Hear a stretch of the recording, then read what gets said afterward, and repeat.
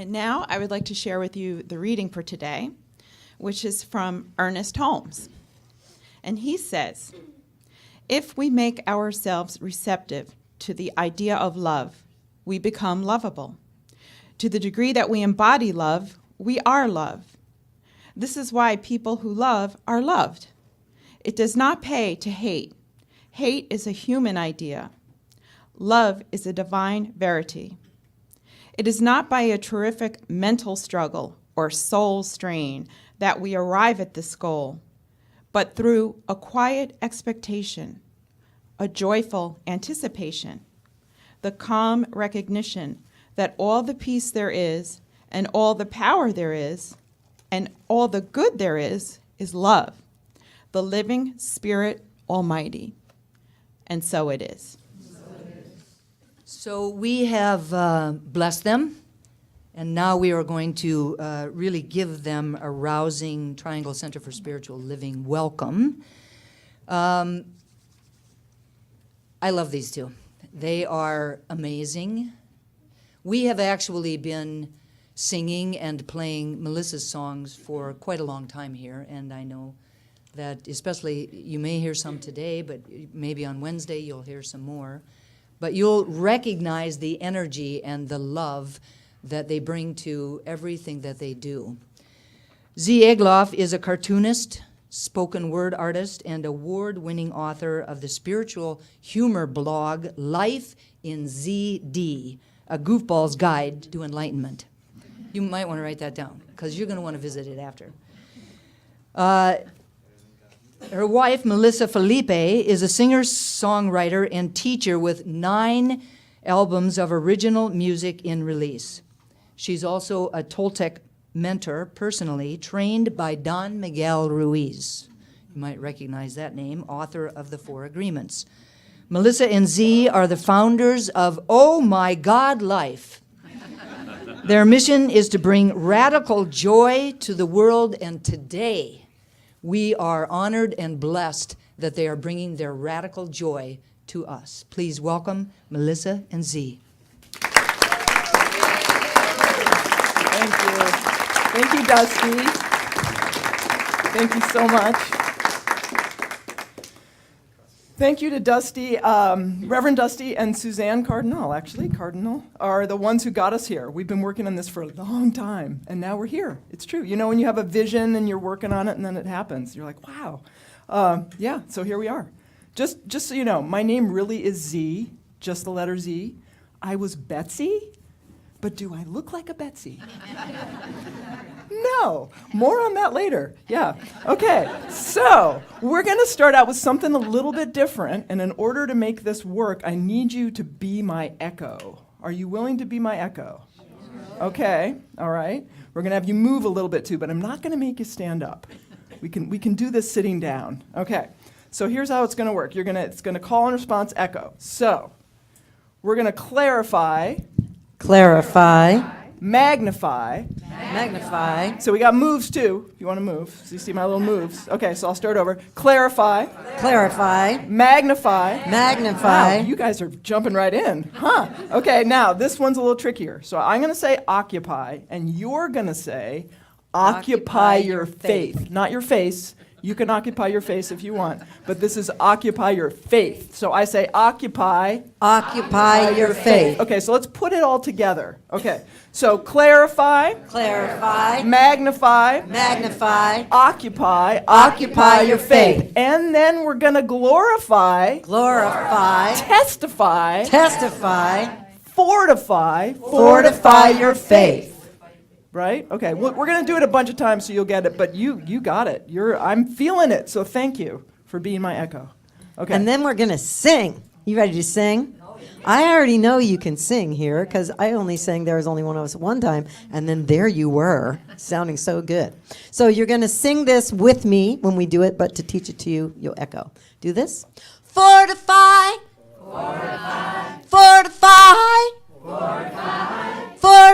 your faith.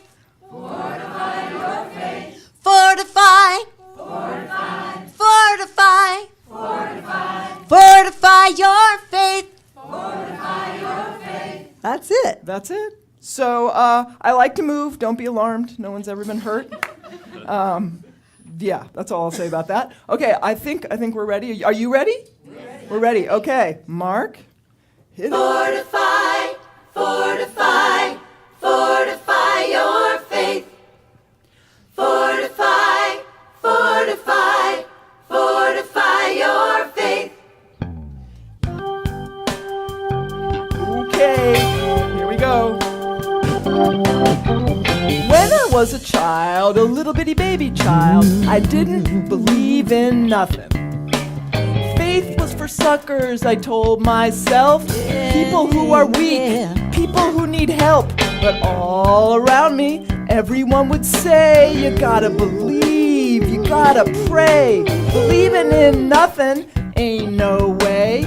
Here's what you gotta do each and every day. You gotta clarify, magnify, occupy your faith. And then you gotta glorify, testify, fortify your faith. Oh, you've got to fortify, fortify your faith. Oh, you got to fortify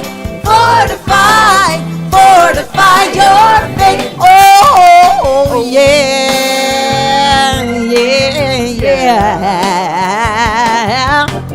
Time went on and I grew up. I started to question. I said, what's up with my life, the world, the universe, and how things work? Why am I here? Tell me now, what's my worth? I started to notice synchronicities and a power beyond what I could see. Next thing I knew, I heard Spirit say, here's what you gotta do. Each and every day you gotta clarify, magnify, occupy your faith. And then you gotta glorify, testify, fortify your faith. Oh, you've got to fortify your faith. Oh, you've got to fortify your faith. Oh, you can do it. Come on, make it stronger. Pay attention. There's no need to wait.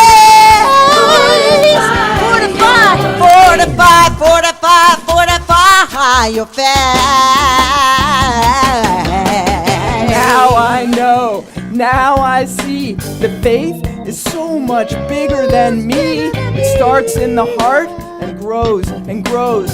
Where it stops, God only knows. So if you're down, if you're blue, remember that Spirit is bigger than you. Let it hold you, mold you, take you, shape you. And here is all you have to do. You gotta clarify, magnify, occupy your faith. And then you gotta glorify, testify, fortify your faith. Oh yeah, you gotta clarify, magnify, occupy your faith. And then you gotta glorify, testify, fortify your faith. You've got to fortify your faith. Oh, you've got to fortify your faith. Again, you've got to fortify your faith. Fortify your faith.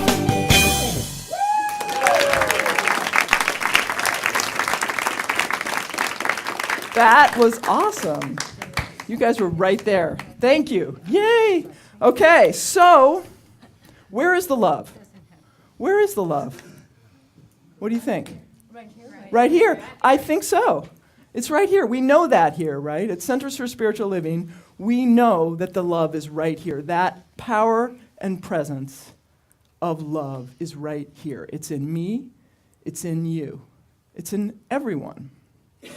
And I don't know about you. I'll just speak for myself. Sometimes it's easier to feel that than others, right? True. Yeah. Sometimes there are blocks that arise to really feeling that power and presence in us in others, in between us and others.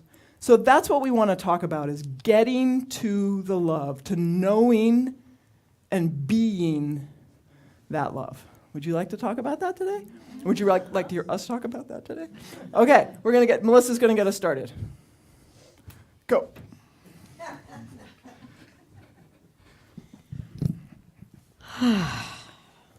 I just want to say, I'm so excited that we're actually here. It's been a long time in the planning, and I'm very happy that we're here. So, anyone here ever been triggered?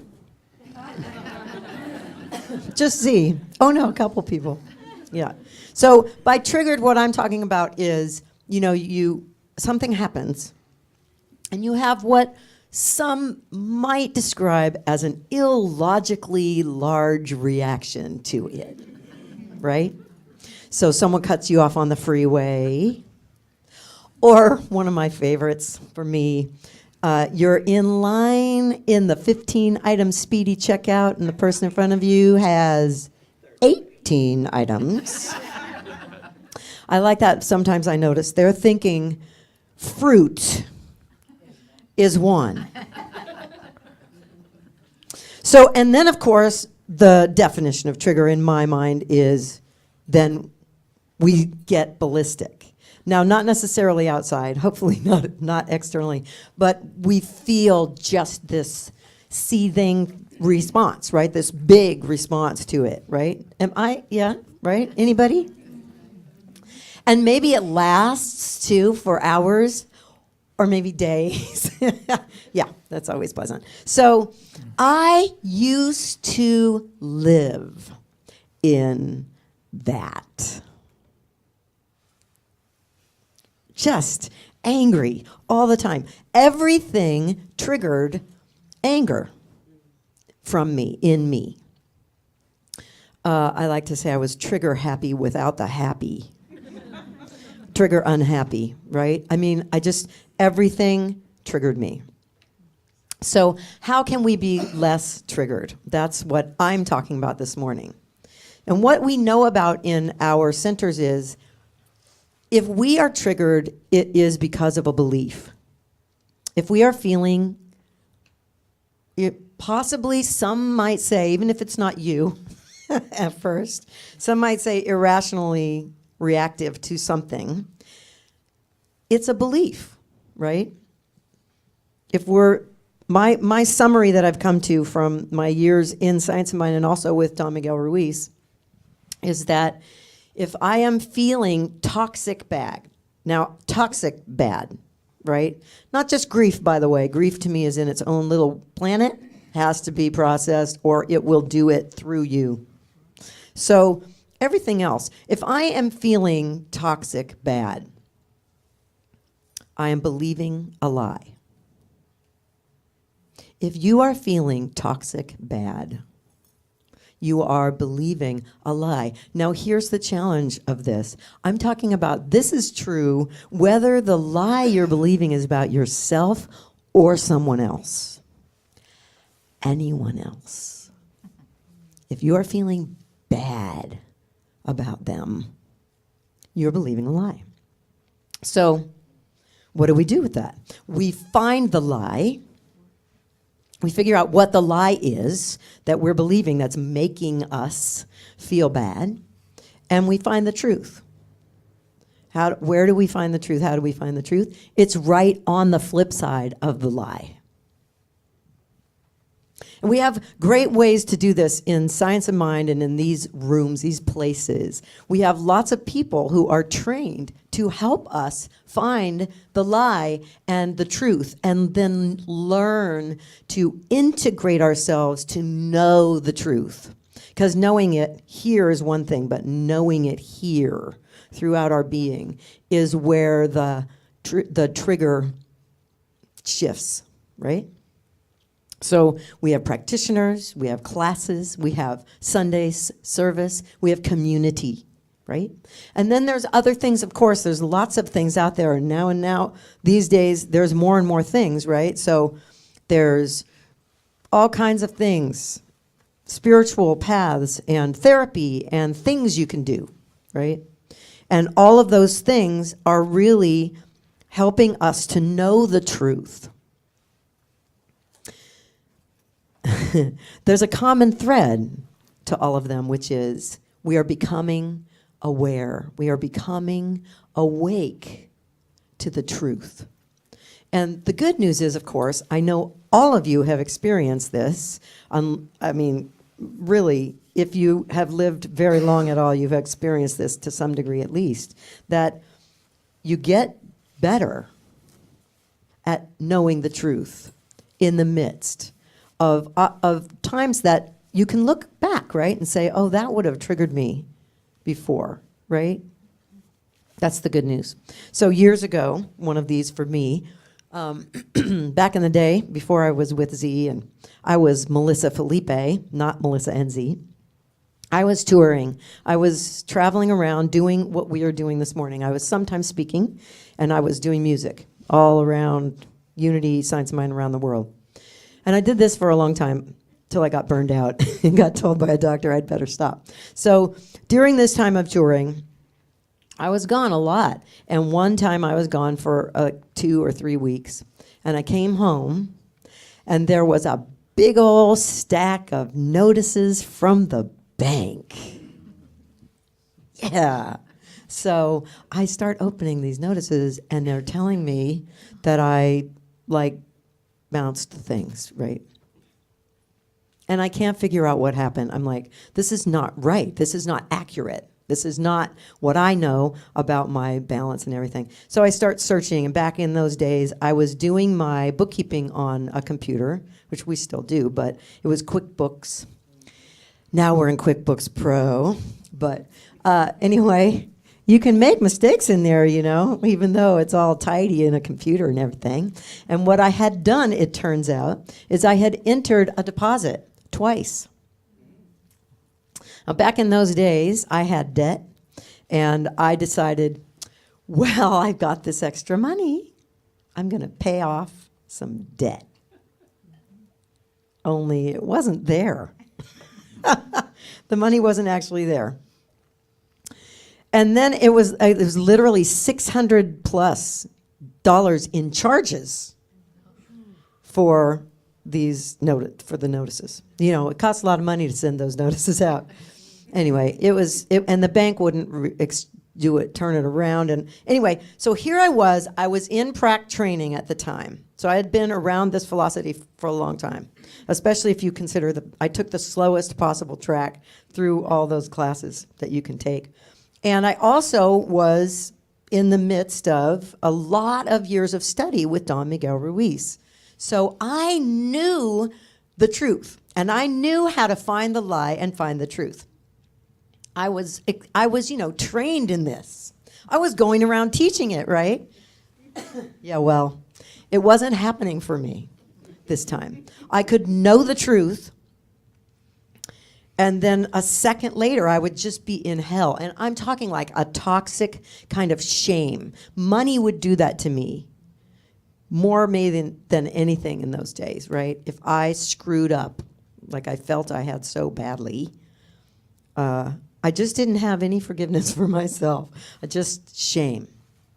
So I was in this really, really toxic place. And finally, one evening, I said to my then husband, yes, I had one of those back then. I went into my room. I said, I've got to go and do this meditation.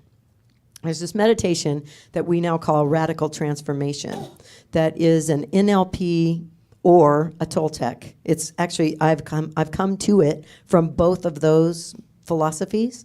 It's very, very powerful in looking at where is this coming from? And then what was the truth then? And then bring it forward. It doesn't matter. What you need to know is it worked that day. I thought I'd be like, just a few minutes. I just have to go explore and figure this out, So I go in and I come out and I'm literally in a state of shock. And he can tell, he took one look and said, what happened? And I said, I just realized that my mom hated me. And he said, "You just realized that?" Interestingly enough, a week later when I saw my best friend and was telling her this story, she said word for word, "You're just realizing that?" And then said word for word what was next, which is, she says absolutely atrociously horrible things to you all the time, and only to you, not your siblings. How could you not have noticed? So what's really true, I just want to say, my mother and I had amazing healing and radically beautiful, loving relationship for the last 7 years of her life. So she's not a bad person. And when she was raising me, she would tell me regularly that I was the best fight she ever lost with my father. So now, what I know now is that what she was meaning to say is, I'm so glad I lost that fight and had you. But what I heard as a little one was, I didn't want you. You shouldn't have come. And so when I did this meditation, that's what I came to. And what I came to was the lie that I totally had believed until then, that I didn't know was there to the degree that it was I should not have come. I do not deserve to be here. Now, basically what I think is true today is anytime you're in that sort of toxic pain of suffering of any kind, you can pretty much trace it back to some variation of that. Some variation of I don't deserve. I am not worthy. That's my story of what is true about spiritual work. But what was beautiful about the meditation that day is that I not only discovered that I had been living in that really deep. Now, anyone who knew me younger would have said, well, yeah. Yeah, you don't feel worthy. This is why you're, enraged all the time. But that was new. But what was also new was for me to see the truth. Because in that meditation, I also saw my mother may not have thought she wanted me. First of all, it wasn't me she wasn't wanting. It was another baby. It wasn't me. That wasn't personal. She didn't know who I'd become and say, I don't think I want her around. It was another baby in diapers and more of that. I don't really want to do that, right? Now I get that. But what was really true was that Spirit wanted me here. Or I wouldn't have come, and I wouldn't still be here. Spirit not only wanted me so badly that my dad wanted me so badly that he fought for me, which if you knew my dad, you would say, that doesn't happen. Fought for me to the point where he made sure he got his way so that I could come. That was the divine, making that happen. And Spirit is loving me with every breath. Every breath is giving me life. And it is Spirit giving me the breath. It is Spirit that is the breath. This is true about you. You are made of that stuff. Quantum physicists know this now. We have, metaphysicians have been talking about this forever, the mystics. But now physics is showing there's one stuff. Everything comes from it. You are made of that. That is the truth of us. We are divine. I went through a couple weeks after that, you can imagine, I couldn't speak. What I discovered is, after a couple weeks when I kind of came to a little more, is I was in this place where I was aware every time I would go to say something, I would realize the motivation behind me saying that is, I want to prove that I deserve to be here.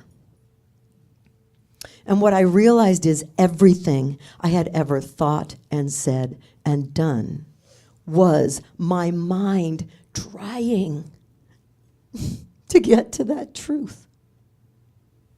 Trying so hard to get to, like, it's okay that I exist. I am worthy. Right? But you don't wake up in the morning and say, there's oxygen in the air and the sky is blue. If you are needing to claim it, if you are needing to prove something, it's because you don't believe it yet. That's what I saw. So what I kept bumping into every time I would go to say something, I'd think, well, that's just me trying to prove that I'm worthy of love. And so I wouldn't say anything. So it was a couple weeks. Now, if you know me not speaking for a couple weeks, that's something.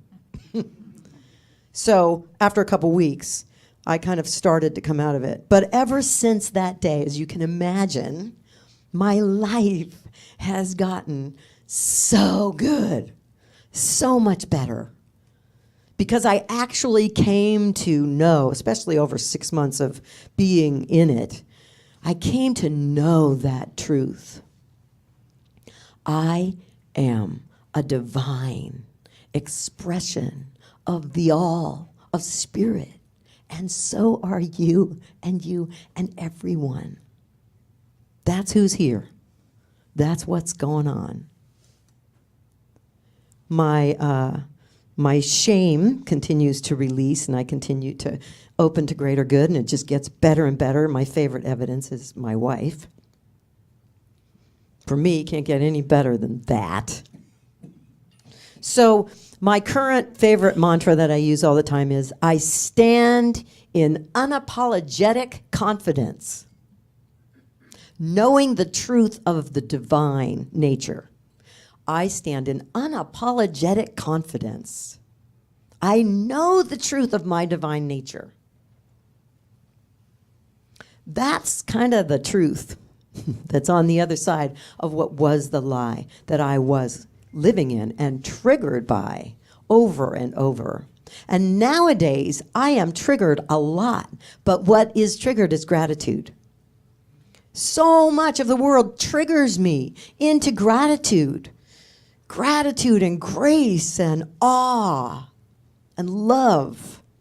So I'm still being triggered, but now I'm actually trigger happy. So that's my invitation for you. You know, my saying that Z likes me to share with people is, my practice I do is, you know the Verizon guy? Remember those Verizon ads? Can you hear me now? Can you hear me now? So mine is, can I love me now? Can I love me now? So I invite you to love you now and be trigger happy.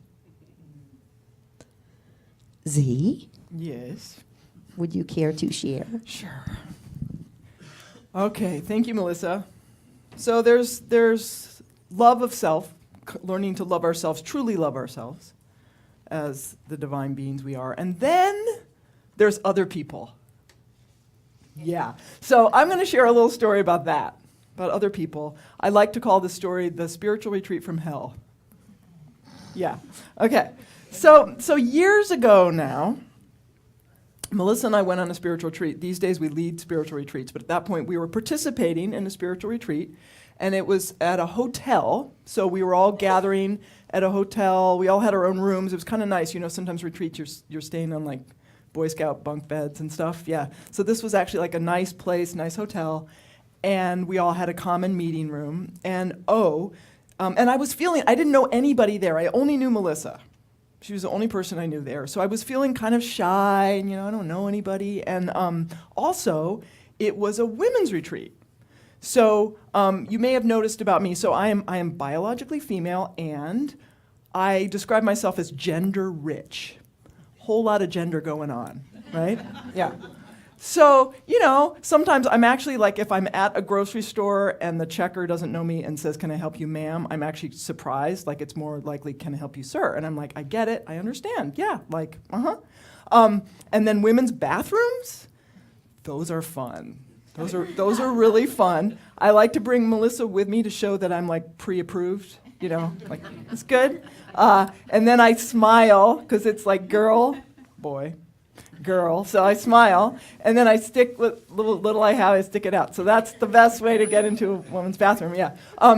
So it's a thing, and I'm totally good now with my androgynous presentation. I get it, that's who I am. But this is 10 years ago, and I was still just sort of self-conscious, and I was like worried, are the women gonna be like, what's the dude doing here, So we go to our first night, meet, and everybody's meeting each other, and I'm like, okay, this is gonna be good. It was fine, it was great, First night, Melissa and I go back to the room, go to sleep. She knocks out right away. It takes me a while to kind of go to sleep. So I'm in the room, and I'm realizing, you know how sometimes in hotels they have a door between the rooms and, it's locked or something, but it's like the walls were kind of thin. So I'm lying there in the dark, and I realize, the women next door, they're at the retreat too, because I can hear them talking. And they're talking about me. Yeah. And so it's one of them in particular, and she's saying, I don't understand why she has to look like a guy. I don't understand why if she hates men, she has to look like one. I'm like, clearly I don't hate men. I'm, look at me. I'm like, good. I'm part guy myself, yeah. But anyway, so I'm listening to this conversation in the next room, and I'm lying there, and we all know people talk about us, right? I mean, it happens. But to actually hear it, yeah. So that was interesting. Now, I'm a good metaphysician. So I knew even in that moment, right? Consciousness is creative. We co-create our life with our beliefs and our thoughts. And so I'm thinking, here I am. I'm at this retreat worried about what the other women are going to think about me. And here I am attracting an experience of exactly what one person's thinking about me. I'm getting to find out about it. It's like, okay, just breathe. Because the other thing about knowing that consciousness is creative is being gentle with ourselves, right? Not doing the like, how did I create this, right? More just staying curious. Like, okay, this happened, right? So I'm just trying to like breathe, stay curious. But I gotta say, the next morning, when we had our little, morning activities, I'm scanning the room, trying to figure out, because I remembered that voice, right? Like in my head, I knew that voice. And it turned out there were two of the women in the room who had that voice, which was cool, like I was close, but the bad thing was I didn't know who to hate, right? Talk about where's the love. Not a lot of love going on in that moment. So, yeah. Now, at one point, I was able to figure out who it was, because our rooms are right next door to each other. So at some point we take a break, we're all going back to our rooms, and there are these two women. Sure enough, it was one of the two. I was right.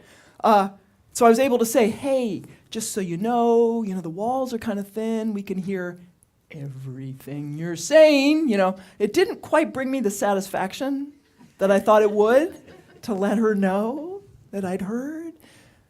And now that I knew who it was, it's interesting because now I was finding out some things about her, including, for example, that she was several decades older than me.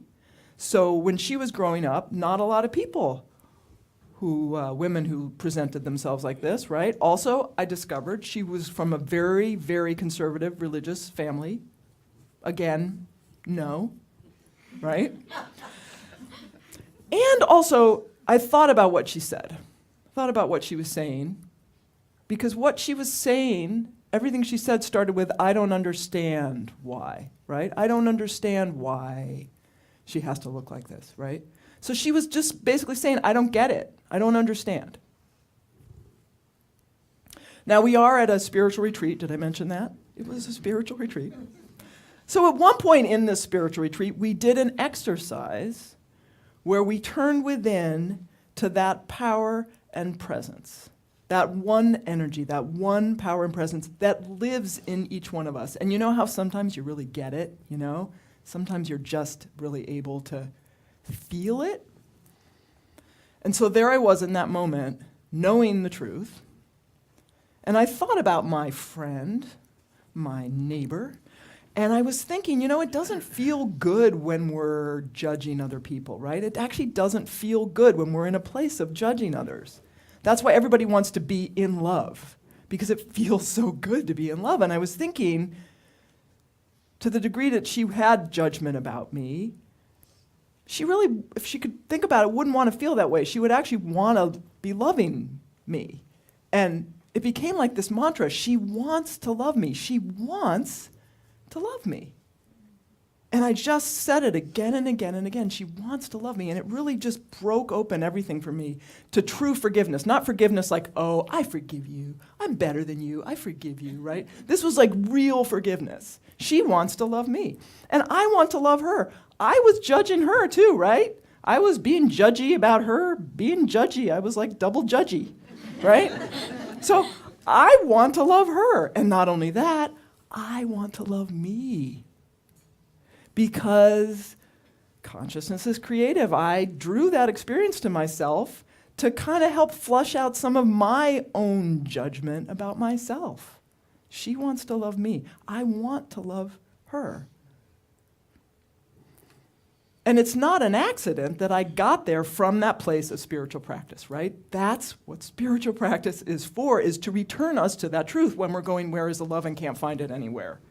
To look for the lie that we're telling about ourselves or others and find the truth underneath, right? There's a story I love about a man who goes to the doctor and he says, "Doctor, I'm hurting all over." And the doctor says, "Well, can you be a little more specific?" And he says, "Yeah, like, right, oh, my knee, and and my elbow, right there, ooh. And where else? Oh, right here, Doctor says, "Okay, I think I know what's going on." Examines him and then says, "You have a broken finger." So when we look at life through a fractured lens, everything hurts, right? But when we come to the truth through spiritual practice, and when we know that truth, then all we see is love. She wants to love me. I want to love her. And then when we ask, where is the love, we know the truth, right? We don't even have to ask. It's here, right here. So take a breath. Inhale, exhale with a sigh. And Melissa's going to do one more thing with you.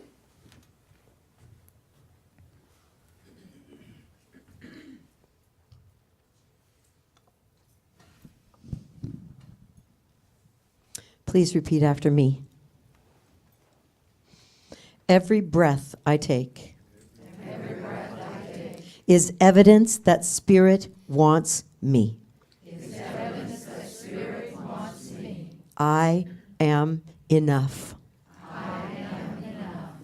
If I forget this truth, I look for the lie, and I check the flip side. I find the truth. I am loved. I love others, and others love me. Even if they don't know it yet. They want to love me. And I want to love them.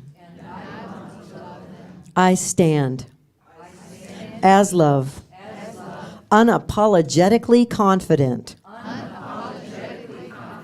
I stand as love, unapologetically confident. I know the truth of my divine nature. Because I rock. And you rock. Because we all rock. Because Spirit rocks. And so it is. Please take a deep breath. As we allow that truth to seep through our being deep, all through all dimensions, that truth. There is one thing happening here, one thing happening anywhere, everywhere, all the time, and only one thing. It is this power of love. You, infinite, beloved, divine, one love. Only you. And as I know the truth that I am made of this love that is you, it is the reality of each of us here today. And everyone, everywhere, all the time. And so I am grateful in advance of our being here together today and of our leaving that we are deeper in our understanding, our experience of this truth of our being. As a result of this time together today, we are more deeply aligned with and living in and as this truth of our being. We are love itself. We allow this to be taken over through our consciousness in such a way that we live a more love-filled life. We are triggered into gratitude, into love, into the bliss of knowing this truth. And we allow this to happen by surrendering to you, making it so, beloved divine. So grateful to know that this is your great joy, to make this so, and to make it even better than this, because this is what you do. For now, we release this completely with absolute faith that it is carried, it is done. So grateful. We let it be and anchor this by saying together, and so it is. Amen. Thank you.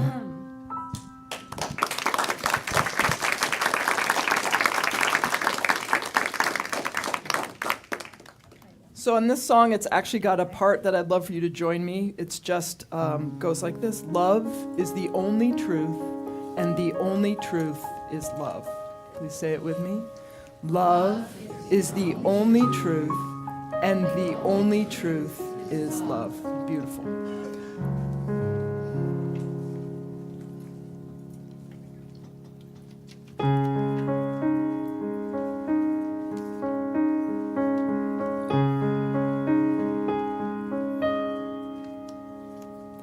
Here's something that isn't true. There aren't 24 hours in a day. I mean, there are, but only because we say so. Because thousands of years ago in ancient Egypt, someone stuck a stick in the ground and watched the shadows to try and measure the arc of a day. And don't get me started on this trip called time, the trippity-slippity thing that doesn't exist in the first place. I ain't no Einstein, but I tell you what, there's only one thing that ever stuck. Doesn't need a stick in the ground for me to trust it. Hush, little baby, 'cause there's just this love is the only truth, and the only truth is love. Together, love is the only truth, and the only truth is love. When I let go of all that I believe, what isn't left is true. Release the stories of things I see, all I see is you. In the spaces between twilight, in the shelter of the dawn, in the memories of sweet goodbyes, the beating of my heart. It's you.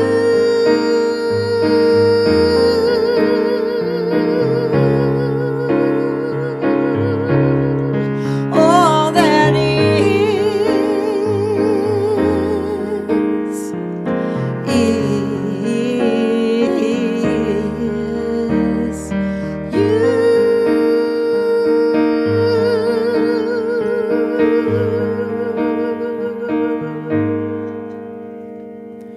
here's something else that isn't true. What we call love, right?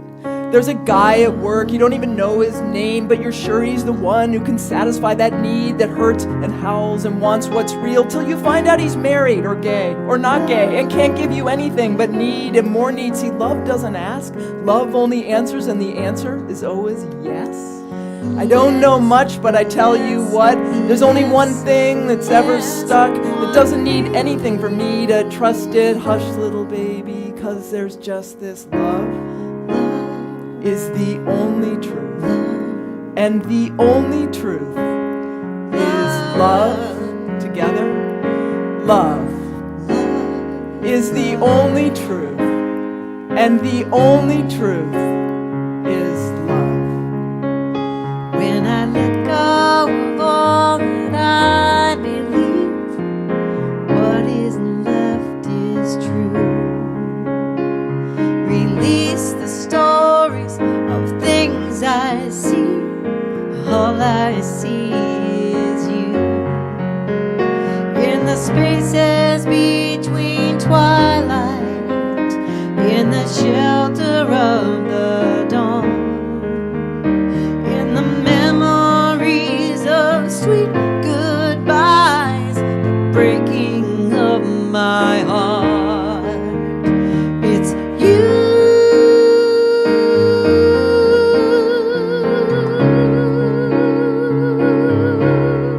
All that is.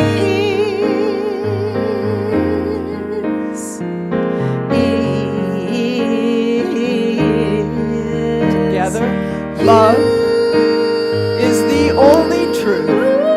And the only truth is love.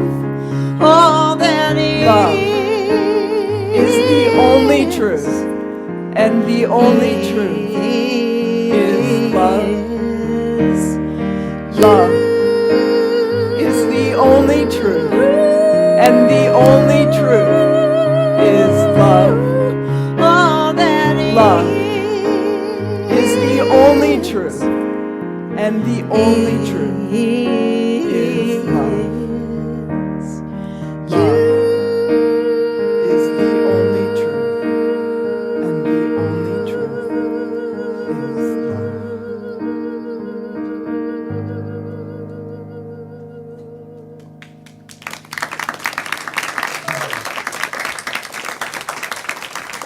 Thank you.